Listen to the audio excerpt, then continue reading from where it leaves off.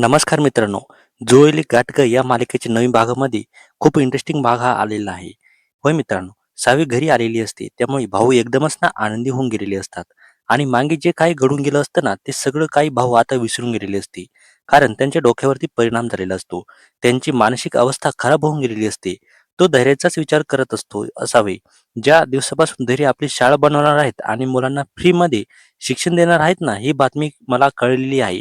त्या दिवसापासूनच मी इतका आनंदी झालोय, तर काय सांगू तुला. आणि जमीनचे जे काही डॉक्युमेंट्स आहे ना, ते डॉक्युमेंट्स मला धैर्यांना द्यायचे आहे. परंतु ते माझं ऐकत नाहीये. मला एक काम कर, त्यांना कॉल लावून त्यांच्यासोबत बोलायचं मला.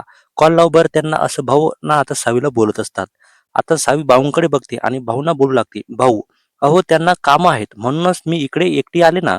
त्यांना जर काही काम नसतं तर मी स्वतः तुमच्याकडे त्या या सगळ्याबद्दल बोलण्यासाठी घेऊन येणार होते त्यांना. परंतु त्यांनी मला सांगितलं शाळेचे जे काही काम आहे ना, याबद्दल जर त्यांनी काही बोलायचं असेल ना, तर ते स्पष्ट इकडे येतील आणि तुमच्यासोबत बोलतील." आणि मग दीपा बोलू लागते, "अहो, कशाला खोटं बोलताय तुम्ही वंश? जे काही आहे ना, ते स्पष्ट खरं-खरं सांगून टाका ना त्यांना." असं दीपा बोलत असते. आता भाऊ बोलू लागतो, "काय म्हणतेस तू दीपे? वेड लागला का तुला?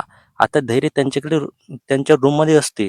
आता धैर्याला काळजी घेण्यासाठी त्या ठिकाणी कोणीच नसतं. तो बिचारा एकटाच त्या बेडरूममध्ये असतो. भीतीचा आधार घेऊन तो स्वतः पायाने हळू चालू लागतो. चालत असताना त्याला सावीची गरज भासते. त्याला सावीची आठवण येते आणि तो स्वतःशीच बोलू लागतो. इराला तरी बोललो होतो, मी इरा माझ्या काळजीपोटी इथे थांब. परंतु नाही, या इराला सुद्धा माझी काळजी नाहीये. फक्त वरचं वर दाखवत असते की माझ्यावर किती प्रेम आहे तिचं. आता याचा भाऊ फोर्स करत असतो म्हणून सावी पुन्हा एकदा धैर्याच्या फोनवरती कॉल लावते. धैर्य जरा बेडपासून लांब आलेला असतो. धैर्याचा फोन वाजतो. धैर्य मागे वळतो, फोनकडे जातो, बघतो तर सावीचाच कॉल आलेला असतो आणि आता स्वतःशी धैर्य बोलू लागतो. आधी सांगायचं मी बाहेर जाते, नंतर लांब जाऊन माझी काळजी दाखवायची काय गरज आहे? काय चालू जाणू या सावीचं असं धैर्य ना स्वतःशीच बोलत असतो आणि पुन्हा एकदा फोन ना कट करून त्या ठिकाणी बेडवरती बसतो. आता इकडे सावी धैर्याला कॉल लावत असते. तो कॉल कट करतो म्हणून ती मनातल्या मनात बोलू लागते, "धैर्यचं काय चालू आहे? का माझा कॉल रिसीव्ह करत नाहीये?" आता इकडे भाऊ सुद्धा बोलू लागतात, "अगं परत एकदा लाव ना, कदाचित त्यांनी ऐकलं नसेल. कोण वाजतोय?" असं धैर्य पुन्हा एकदा बघतो. सावीचा फोन आलेला आहे आणि मग तो झोपेत असतो. झोपेतून उठतो आणि बघतो की सावीचा कॉल येतोय म्हणून ते धैर्य आता रिसीव्ह करतो. आता सावी धैर्यांना बोलू लागते, "धैर्य प्लीज समजून घ्या हो. भाऊंना बोलायचं तुमच्यासोबत." आता इकडे धैर्य बोलत असतो, "काय बोलायचंय भाऊंना आणि कशाबद्दल? मला वेळ नाहीये सावी." तर सावी बोलते, "भाऊंना खरंच बोलायचं आहे हो. ते काय बोलतायत ते एकदा ऐकून तर घ्या."